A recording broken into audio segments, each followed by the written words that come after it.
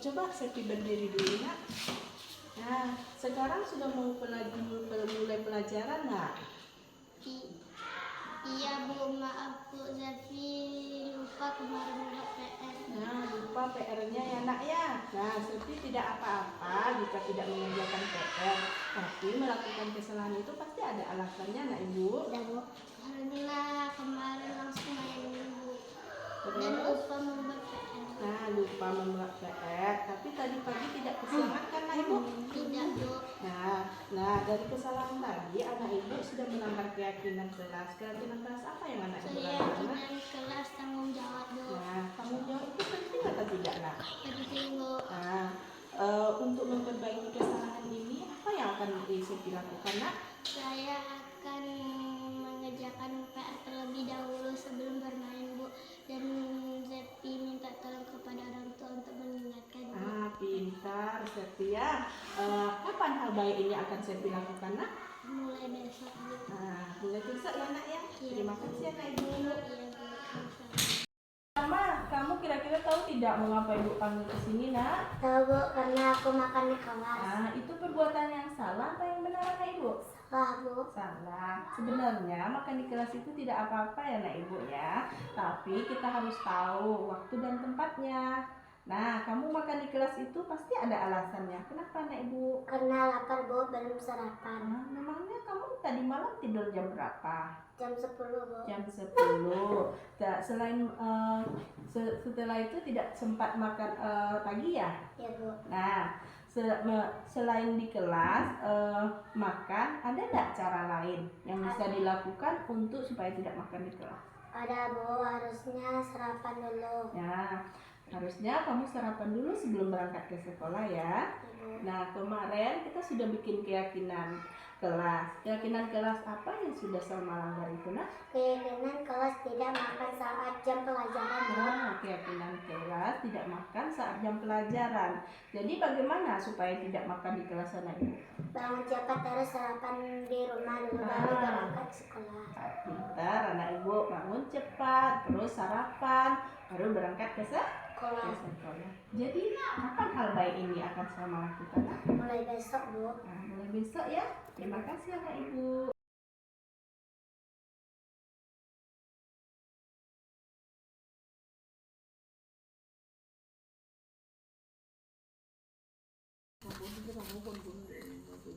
Nina nak dicempenan Nina.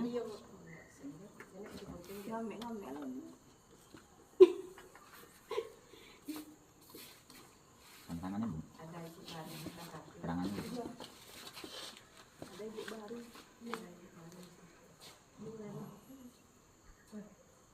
Mobil itu bisa keluar orang apa kan? Joget-jogetnya penalti perhatian.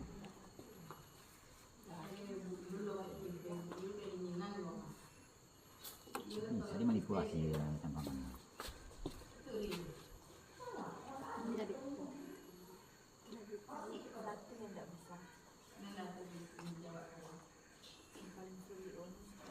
Snacknya di dalam ya Bu ya? Terima kasih Pak. Ya Bu, sama-sama. Silakan Bu.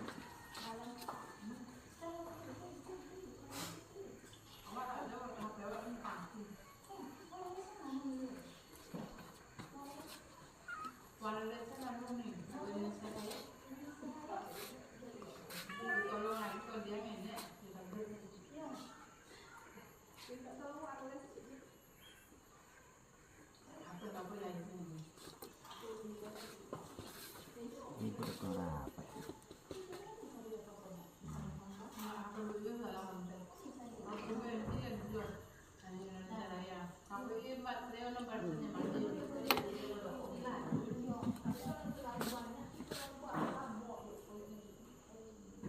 Angin dikit kok.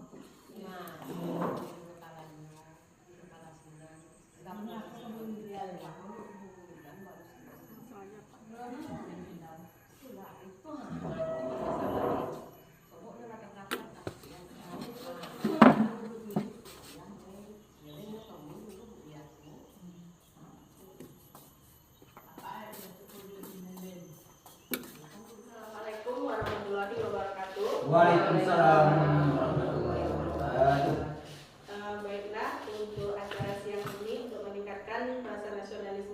marilah kita menyanyikan lagu Indonesia Raya. Kepada ibu-ibu kami mohon untuk berdoa.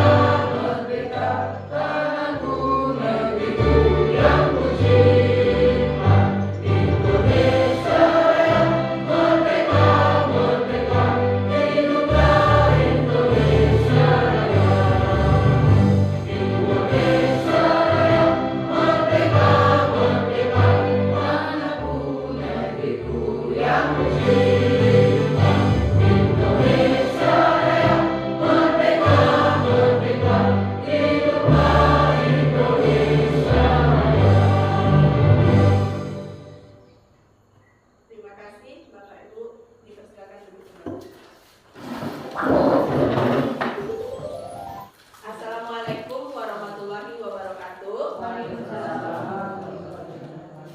Puji dan syukur kita ucapkan kehadirat Allah Subhanahu wa taala karena telah memberi kita kesempatan dan kesehatan untuk dapat hadir di ruang kelas 4 SD Negeri 15 Kumanis Atas ini. Selawat beriring salam kita sampaikan kepada junjungan kita, yakninya Nabi besar Muhammad Sallallahu Alaihi Wasallam, yang telah membawa kita perubahan dari alam kebodohan kepada alam yang berilmu pengetahuan, dan sama-sama kita rasakan pada saat sekarang ini. Yang sama-sama kita hormati Ibu Kepala SD Negeri 15 Kumanis Atas, terusnya kepada Bapak Ibu yang telah hadir, menyempatkan hadir pada siang hari ini dalam rangka dalam kegiatan diseminasi budaya positif yang akan disampaikan oleh saya sendiri, yaitu Syafrina, CGP Angkatan 11 Kota Sawalunto. Namun sebelumnya kita minta sedikit arahan dari Ibu Kepala Sekolah SD Negeri 15 Kumanis Atas. Kepada Ibu kami persilakan.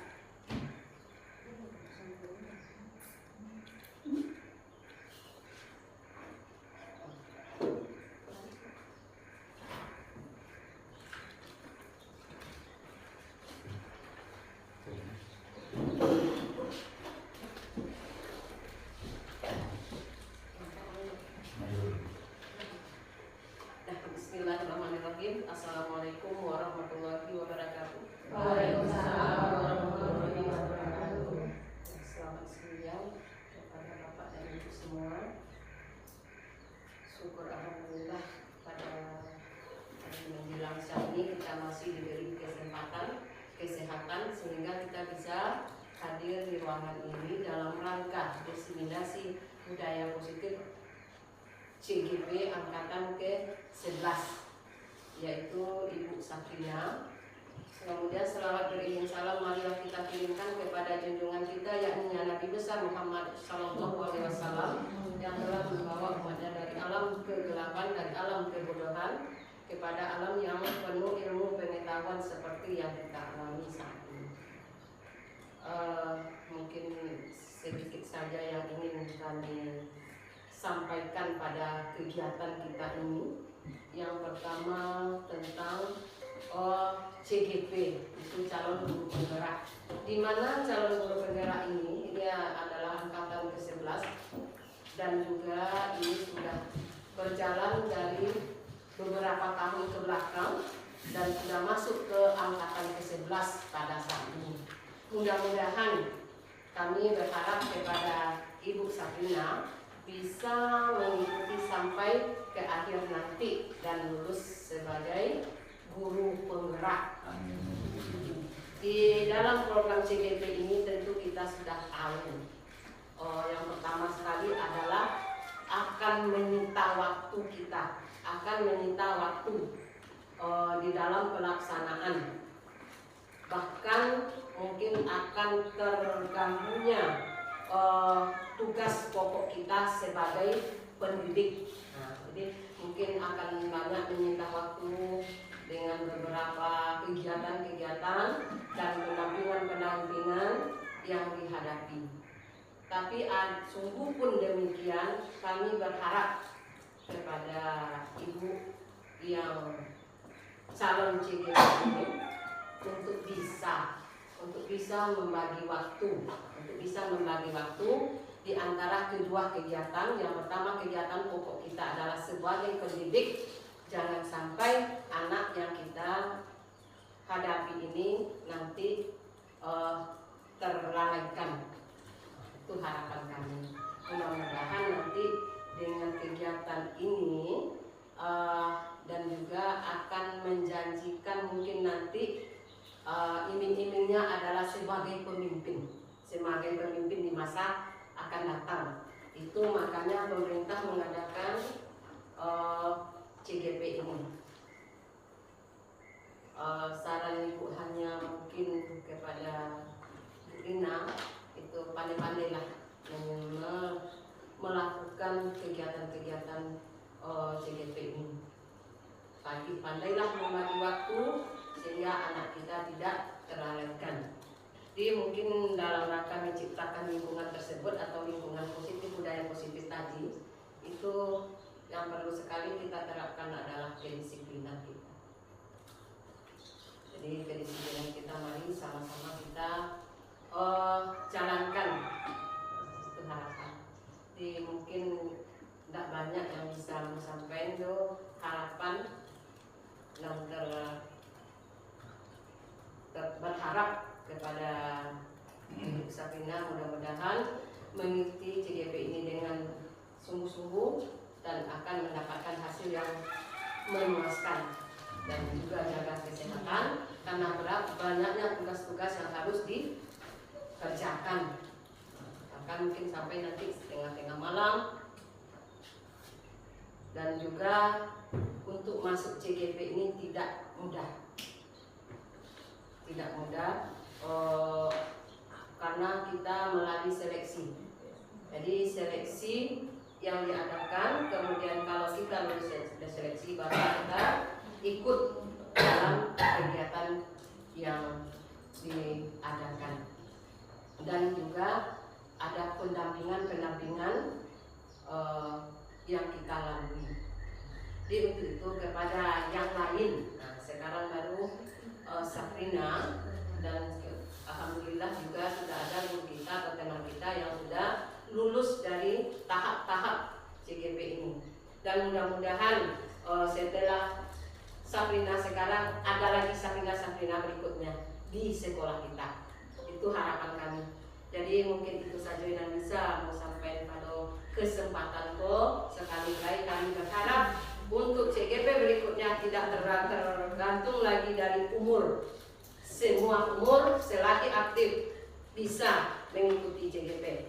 Dan dimaksudkan saja, selanjutnya Ibu kami mohon maaf dan namun tutup saja dengan wabillahi taufiq wal hidayah. Wassalamualaikum warahmatullahi wabarakatuh. Waalaikumsalam.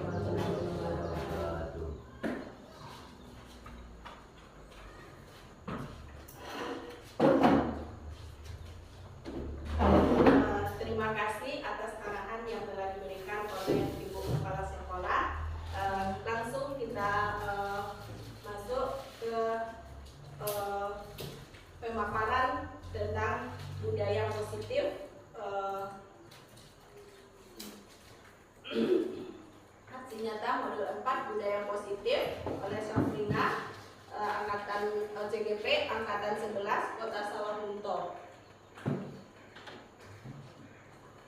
Yang pertama, disiplin positif dan nilai kebajikan universal.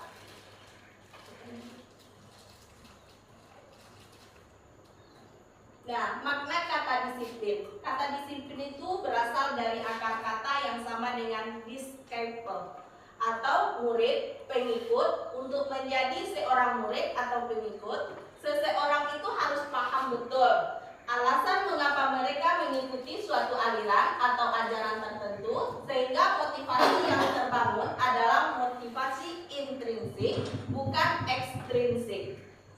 Kedua, kebanyakan orang akan menghubungkan kata disiplin dengan tata tertib, teratur, dan kepatuhan kepada peraturan. Berikutnya, kata disiplin juga sering dihubungkan dengan hukuman. Padahal itu sungguh berbeda, karena belajar tentang disiplin positif tidak harus dengan memberikan hukuman. Justru itu adalah suatu alternatif akhir dan bila perlu tidak digunakan sama sekali. Dalam budaya kita, makna kata disiplin memaknai menjadi suatu yang dilakukan seseorang kepada orang lain untuk mendapatkan kepatuhan. Disiplin diri dapat membuat seseorang menggali potensinya menuju kepada sebuah tujuan mulia, sesuatu yang dihargai dan bermakna. Disiplin diri juga mempelajari bagaimana cara kita mengontrol diri dan bagaimana menguasai diri untuk memilih tindakan yang mengacu kepada nilai-nilai yang kita hargai agar tercapai tujuan mulia yang kita inginkan. Seseorang yang memiliki disiplin diri itu berarti mereka bisa bertanggung jawab terhadap apa yang dilakukannya, karena mereka mendasarkan tindakan mereka pada nilai-nilai kebajikan universal. Nilai-nilai kebajikan universal itu ada nilai yang pertama, nilai kebajikan. Nilai kebajikan itu adalah sifat positif manusia yang merupakan tujuan mulia yang ingin dicapai oleh setiap individu. Salah satunya adalah nilai-nilai kebajikan yang ingin dicapai oleh setiap anak Indonesia yang kita kenal dengan profil pelajar Pancasila. Yang pertama, beriman, bertakwa kepada Tuhan Yang Maha Esa, dan berakhlak mulia. Yang kedua, mandiri. Yang ketiga, bernalar kritis. Yang keempat, berkebinekaan global. Yang kelima, bergotong royong. Yang berikutnya, kreatif. 2. Hukuman, konsekuensi, dan restitusi. 3. Motivasi perilaku manusia. Di sini motivasi perilaku manusia yang pertama yaitu untuk menghindari ketidaknyamanan atau hukuman. Ini adalah tingkat terendah dari motivasi perilaku manusia. Biasanya orang yang motivasi perilakunya untuk menghindari hukuman atau ketidaknyamanan akan bertanya, apa yang akan terjadi apabila syaratnya tidak melakukan. Yang kedua, motivasi perilaku manusia itu adalah untuk mendapatkan imbalan atau penghargaan dari orang lain. Satu tingkat di atas motivasi yang pertama. Di sini orang berperilaku untuk mendapatkan imbalan atau penghargaan. Orang dengan motivasi ini akan bertanya, apa yang akan saya dapatkan apabila saya melakukannya? Yang ketiga, untuk menjadi orang yang mereka inginkan dan menghargai diri sendiri dengan nilai yang mereka percaya. Orang dengan motivasi ini akan bertanya, akan menjadi orang yang seperti apa apabila saya melakukannya? Mereka melakukan sesuatu karena nilai-nilai yang mereka yakini dan hargai, dan mereka lakukan karena mereka ingin menjadi orang yang melakukan nilai-nilai yang mereka yakini tersebut. Ini adalah motivasi yang membuat seseorang memiliki disiplin positif. Karena motivasi berperilakunya bersifat internal, bukan eksternal. Hukuman, konsekuensi, dan restitusi. Yang pertama hukuman. Hukuman itu bersifat satu arah dari pihak guru yang memberikan dan murid hanya menerima suatu hukuman tanpa melalui sebuah kesepakatan atau penghargaan dari pihak guru, baik sebelum atau sesudahnya. Hukuman yang diberikan bisa berupa fisik maupun psikis. Murid atau anak disakiti oleh suatu perbuatan atau kata-kata. Yang berikutnya disiplin. Disiplin dalam bentuk konsekuensi. Itu sudah terencana atau sudah kita sepakati. Sudah dibahas dan sudah disetujui oleh murid dan guru terlebih dahulu. Umumnya bentuk konsekuensi dibuat oleh pihak guru atau sekolah. Dan murid sudah mengetahui sebelumnya konsekuensi yang akan diterima bila ada pelanggaran yang dilakukan. Pada konsekuensi, murid tetap dibuat tidak nyaman untuk jangka waktu yang pendek. Yang ketiga, restitusi. Restitusi itu adalah proses menciptakan kondisi bagi murid untuk memperbaiki kesalahan mereka, sehingga mereka bisa kembali pada kelompok mereka dengan karakter yang lebih kuat. Restitusi itu membantu murid untuk menjadi lebih memiliki tujuan, disiplin positif, dan memulihkan dirinya setelah berbuat salah. Penekanannya bukanlah pada bagaimana berperilaku untuk menyenangkan orang lain atau menghindari ketidaknyamanan tadi. Namun tujuannya adalah menjadi orang yang menghargai nilai-nilai kebajikan yang mereka percayai. Melalui pendekatan restitusi ini, ketika murid berbuat salah, guru akan menanggapinya dengan mengajak murid berefleksi tentang apa yang dapat mereka lakukan untuk memperbaiki kesalahan mereka, sehingga mereka menjadi pribadi yang lebih baik dan menghargai dirinya sendiri. Hukuman atau konsekuensi. Di sini ada beberapa pertanyaan. Boleh nanti Bapak atau Ibu menerkanya. Ini hukuman atau konsekuensi. Yang pertama, mencatat 100 kali di dalam buku kalimat "saya tidak akan terlambat lagi karena terlambat ke sekolah". Ini hukuman atau konsekuensi? Hukuman. Apa Pak? Hukuman. Hukuman. Coba kita lihat. Nah, yang pertama itu adalah hukuman. Yang kedua kita lihat, lari mengelilingi lapangan basket 2 kali karena terlambat hadir ke sekolah. Ini hukuman atau konsekuensi Bapak Ibu? Hukuman. Hukuman. Yang ketiga, membersihkan coretan yang dibuatnya di meja tulis. Apa itu Bapak Ibu? Konsekuensi. Lanjut. Yang berikutnya, menggantikan kertas. Murid diminta untuk push up 15 kali karena tidak menggunakan masker di sekolah. Itu hukuman apa? Konsekuensi. Ya, ini adalah hukuman.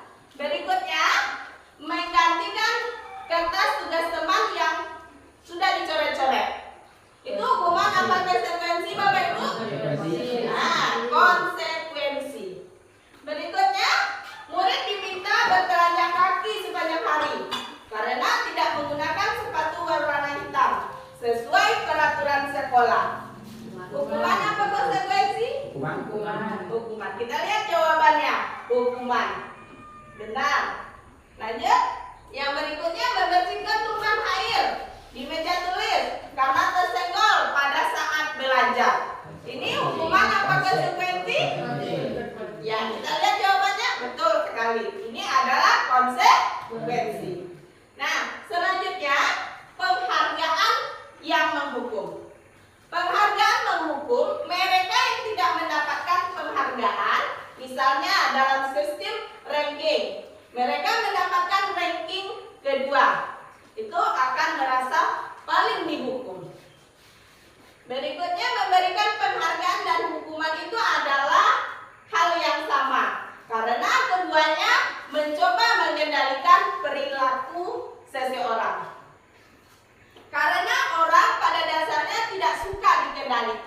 dalam jangka waktu yang lama akan terlihat itu sebagai hukuman.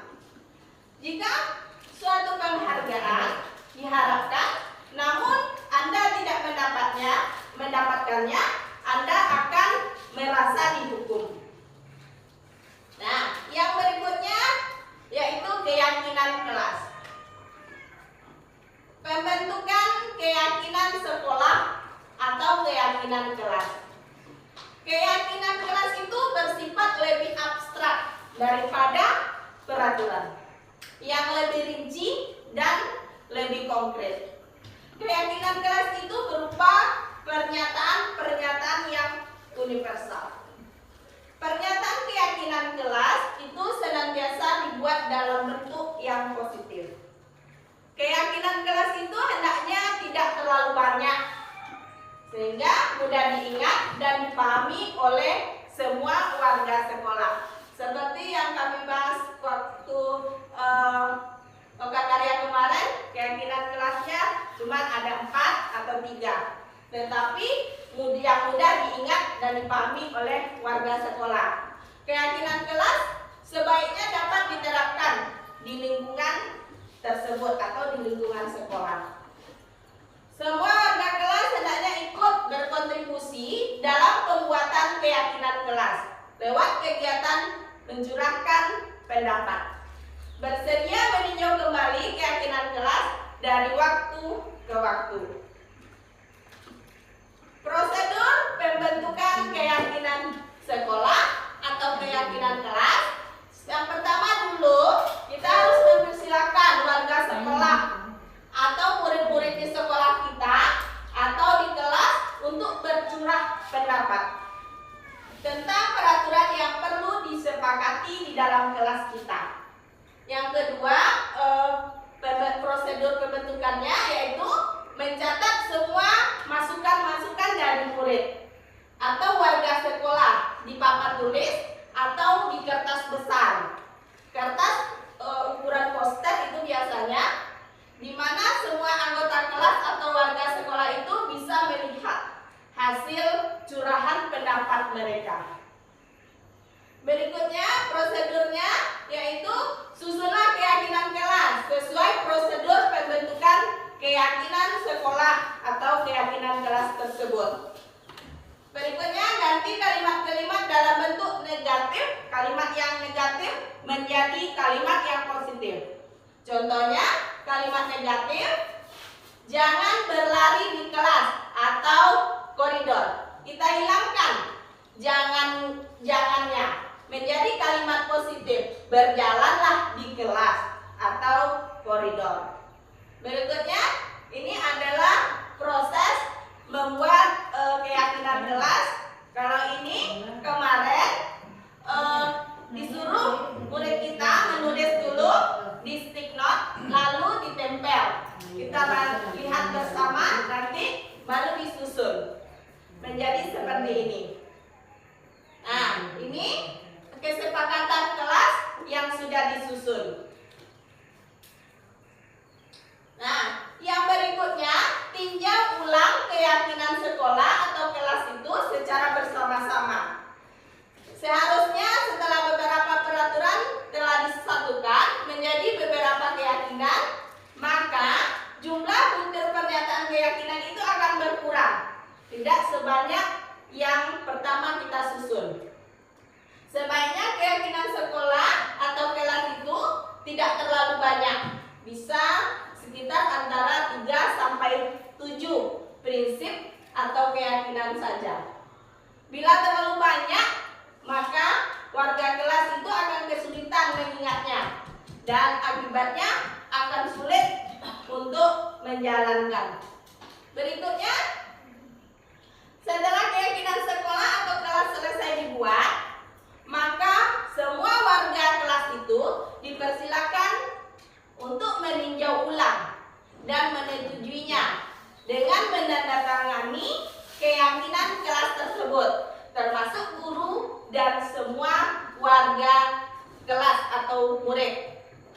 Berikutnya, keyakinan sekolah atau kelas selanjutnya bisa didekatkan di dinding kelas dan di tempat yang mudah dilihat oleh semua warga sekolah. Bisa di depan atau di belakang kelas.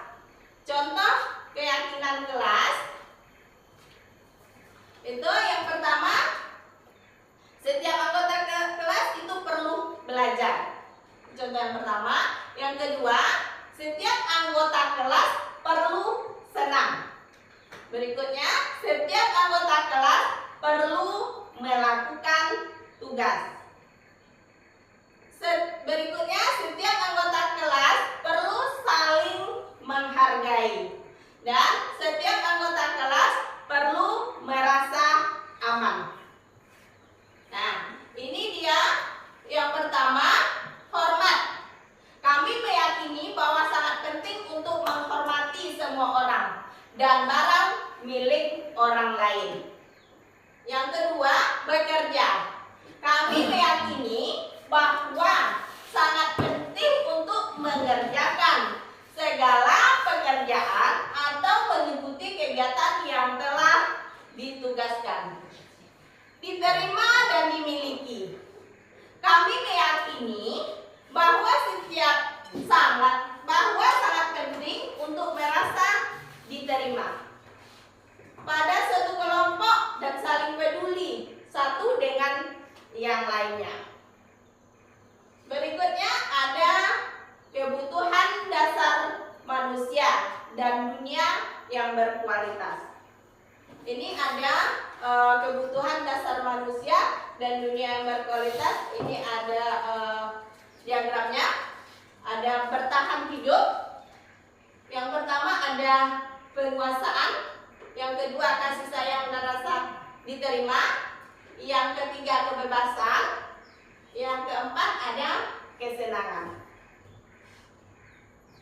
Kebutuhan dasar manusia.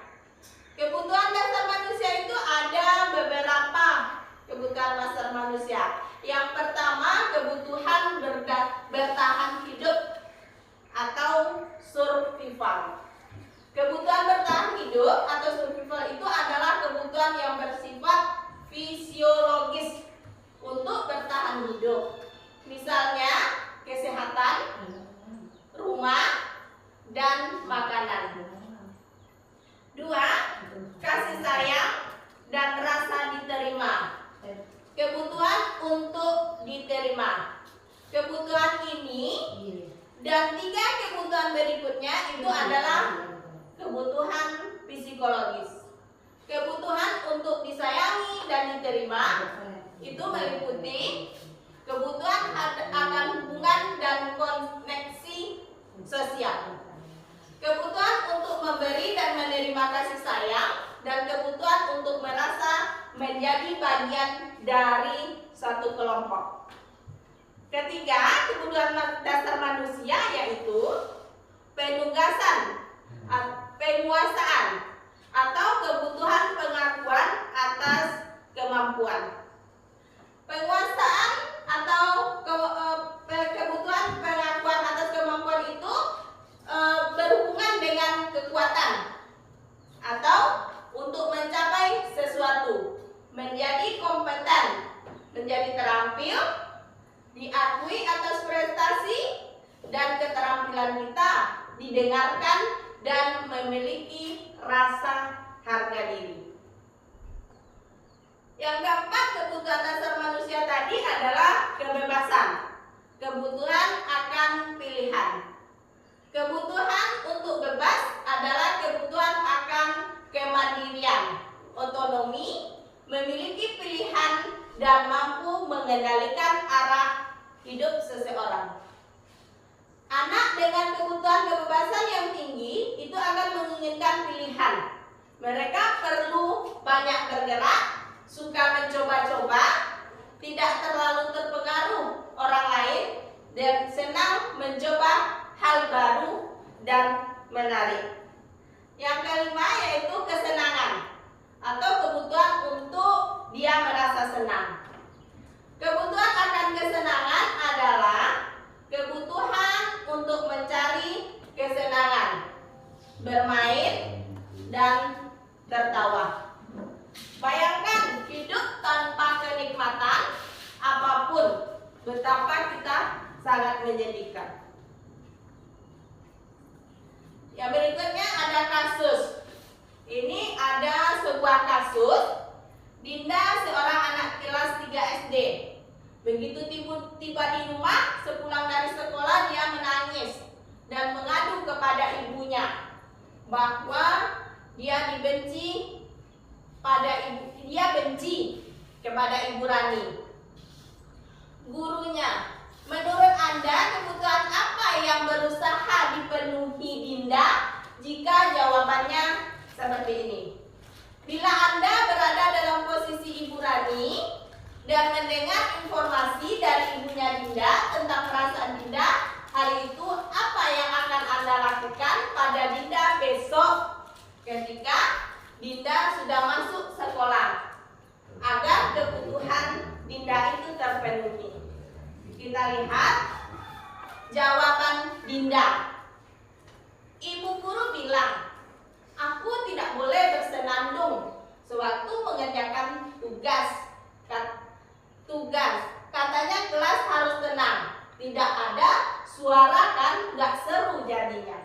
Ini kebutuhan yang dipenuhi oleh Dinda adalah kesenangan.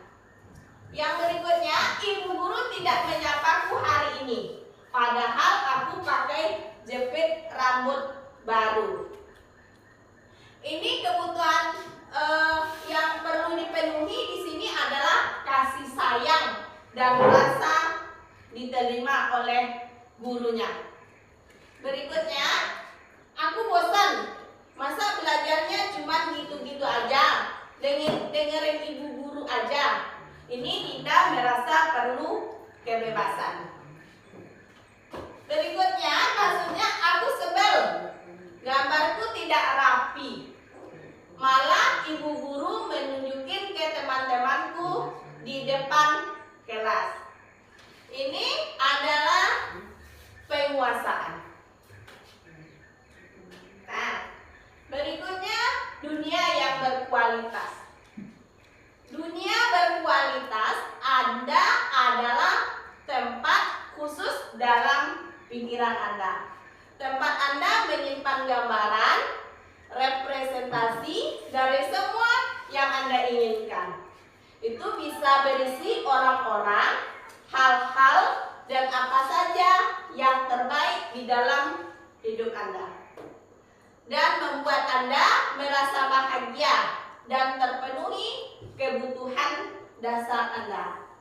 Dr. William Glasser menyebutnya seperti semacam album foto, sehingga isinya tidak akan terlalu banyak, hingga akan terdiri dari beberapa hal saja, sangat penting dan signifikan, dan benar-benar terbaik dalam hidup Anda terbaik dalam hidup Anda yang membuat hidup Anda menjadi lebih bermakna. Kebutuhan dasar bersifat lebih umum dan universal, sedangkan dunia berkualitas lebih unik dan personal. Yang berikutnya, yang kelima, yaitu posisi kontrol. Nah, di sini ada 5 posisi kontrol. Yang pertama yaitu Jan Gosen dalam bukunya Restruction School Discipline tahun 1998 itu mengemukakan bahwa guru perlu meninjau kembali penerapan disiplin di dalam ruang-ruang kelas. Mereka selama ini apakah telah efektif, apakah berpusat, memerdekakan, dan memandirikan murid. Berikutnya, melalui serangkaian riset dan berdasarkan pada teori kontrol, Dr. William Gosen berkesimpulan, yaitu ada 5 posisi kontrol yang diterapkan seorang guru, orang tua, ataupun atasan dalam melakukan kontrol. Kelima posisi kontrol tersebut adalah yang pertama, penghukum, yang kedua, membuat rasa bersalah, yang ketiga, teman, yang pemantau, yang kelima manajer. Kita lihat yang pertama. Yang pertama yaitu penghukum. Seorang penghukum itu bisa menggunakan hukuman fisik maupun verbal. Orang-orang yang menjalankan posisi penghukum itu senantiasa mengatakan bahwa sekolah mereka sistem atau alat yang dapat lebih menekan murid-murid lebih dalam lagi. Guru-guru yang menerapkan posisi penghukum itu akan berkata, patuhi aturan saya atau awas nanti. Yang kedua, kamu selalu saja salah. Yang ketiga, selalu pasti, selalu yang terakhir selesai.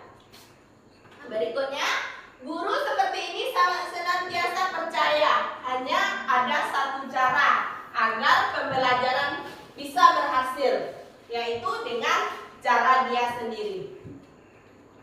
Yang kedua, membuat rasa bersalah.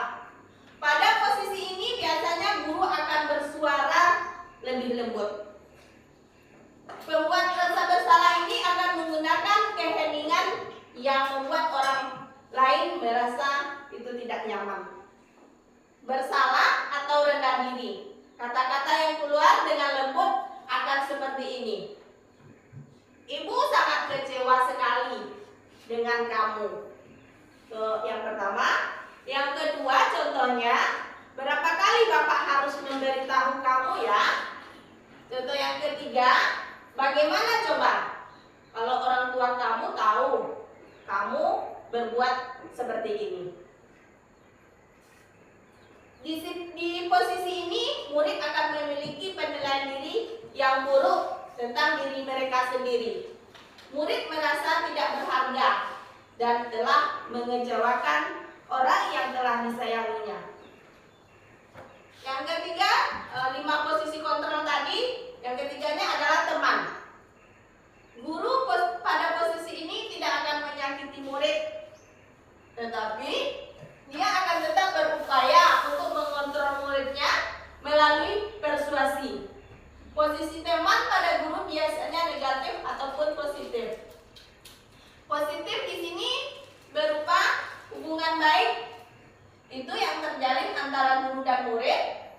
Guru di posisi ini teman menggunakan hubungan baik dan humor untuk mempengaruhi seseorang. Mereka akan berkata, ayo bantulah demi Bapak ya. Itu yang dikatakan oleh guru kepada murid ketika posisinya pada posisi teman. Yang kedua, ayo ingat bantuan Bapak selama ini. Yang ketiga contohnya dikatakan guru kepada murid, ya sudah, kali ini tidak apa-apa, nanti ibu bantu bereskan. Itu hal negatif dari posisi teman adalah bila suatu saat guru tersebut tidak membantu, maka murid akan kecewa dan berkata, saya pikir Bapak atau Ibu itu teman saya. Nah, murid merasa dikecewakan, tidak mau lagi untuk berusaha. Hal lain yang mungkin timbul adalah murid hanya akan bertindak untuk guru tertentu dan tidak untuk guru lain. Murid akan tergantung kepada guru tersebut. Yang keempat, posisi kontrolnya yaitu sebagai pemantau. Pemantau berarti pengawas atau yang mengawasi. Pada saat kita mengawasi, itu kita bertanggung jawab atas perilaku dari orang-orang yang kita awasi. Posisi pemantau ini berdasarkan pada peraturan-peraturan dan konsekuensi. Dengan menggunakan sanksi atau konsekuensi, itu kita dapat memisahkan hubungan pribadi kita dengan murid. Sebagai seorang yang menjalankan posisi pemantau, pertanyaan yang diajukan seseorang pemantau itu biasanya seperti ini. Peraturannya apa? Nah, itu contohnya yang pertama. Yang kedua, apa yang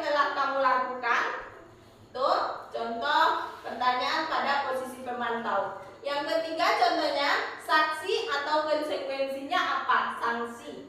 Sanksi atau konsekuensinya apa? Itu seorang pemantau sangat mengendalikan penghitungan catatan data yang dapat digunakan sebagai bukti atas perilaku seseorang. Posisi ini akan menggunakan stiker, slip, catatan, daftar, atau cek. Posisi pemantau sendiri berawal dari teori stimulus respon yang menunjukkan tanggung jawab guru dalam mengontrol muridnya. Yang kelima, posisi kontrolnya yaitu adalah manajer. Ini posisi kontrol yang terakhir. Manajer itu adalah posisi di mana guru berbuat sesuatu bersama dengan muridnya.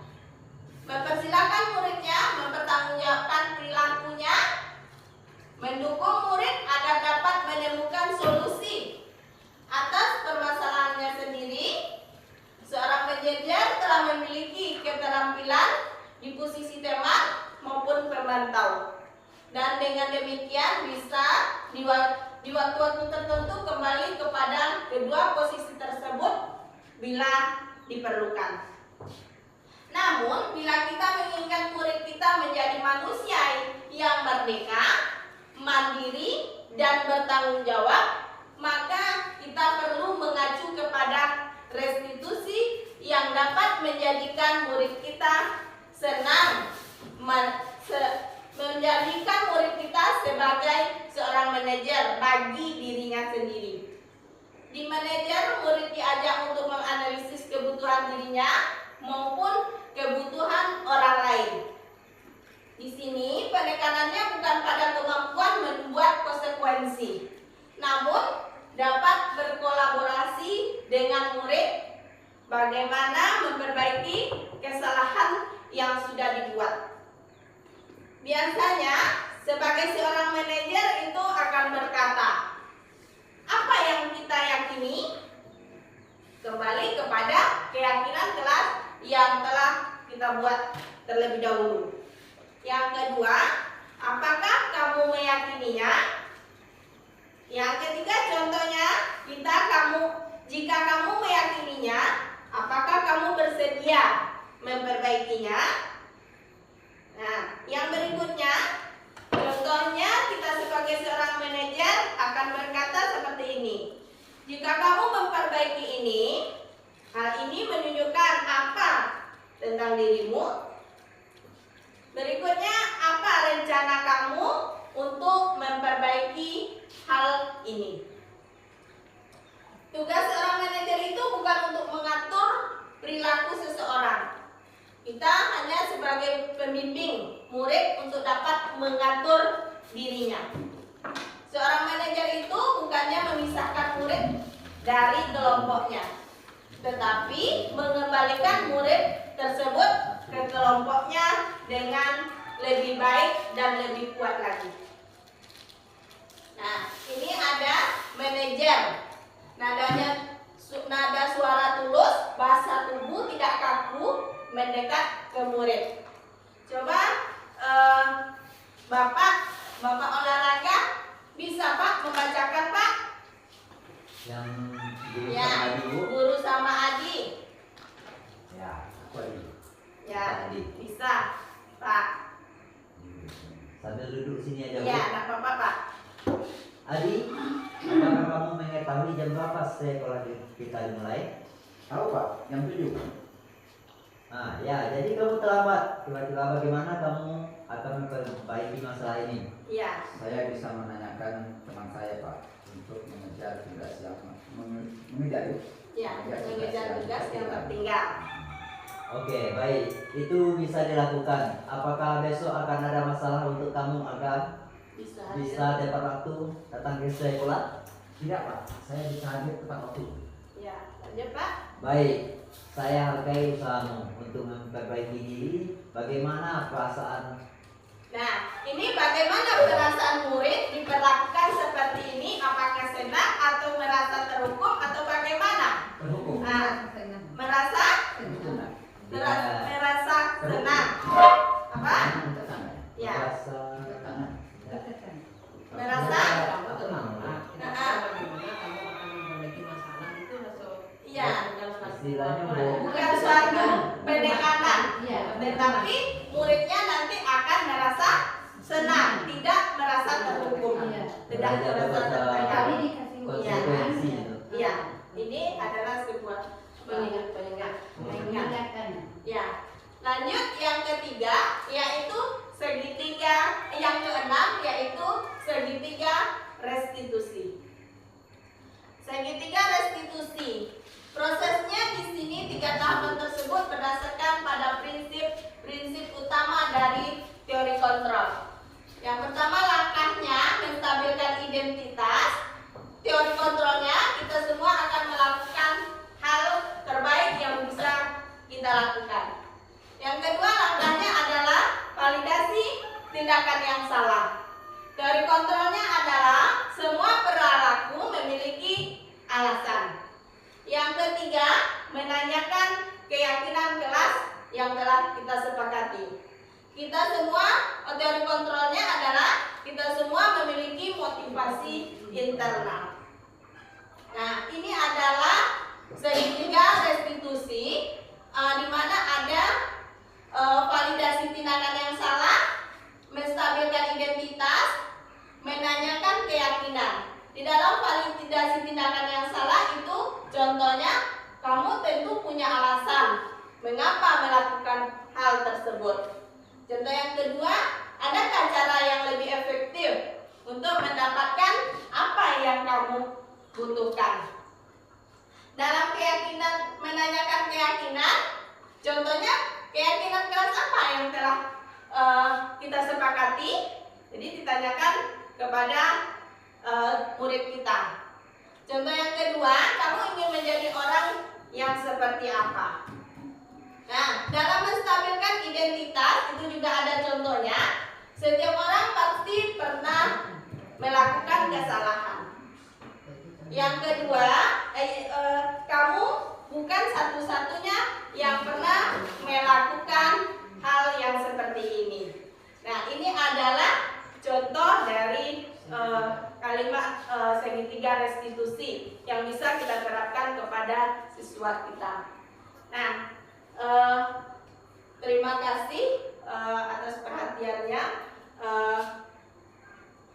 Untuk lebih hikmatnya, untuk lebih berkahnya acara kita pada siang hari ini, kita minta kepada Bapak Guru Olahraga untuk membacakan doa.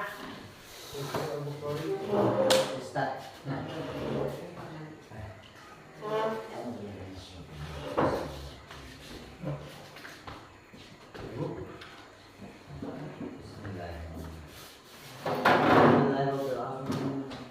Wassalamu ala asrofil anbiya wal mursalin wa ala alihi wa sahbihi ajmain.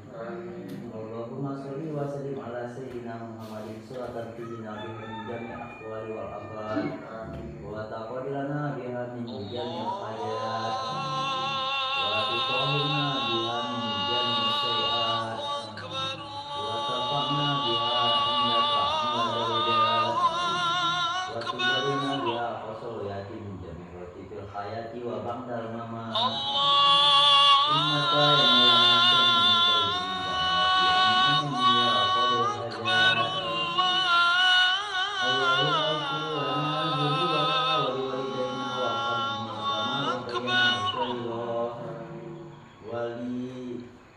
أشهد أن لا إله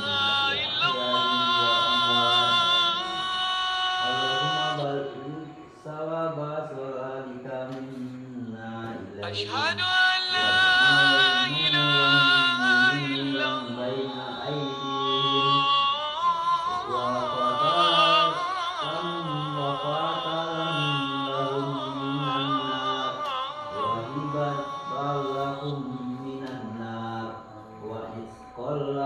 أشهد أن محمدا رسول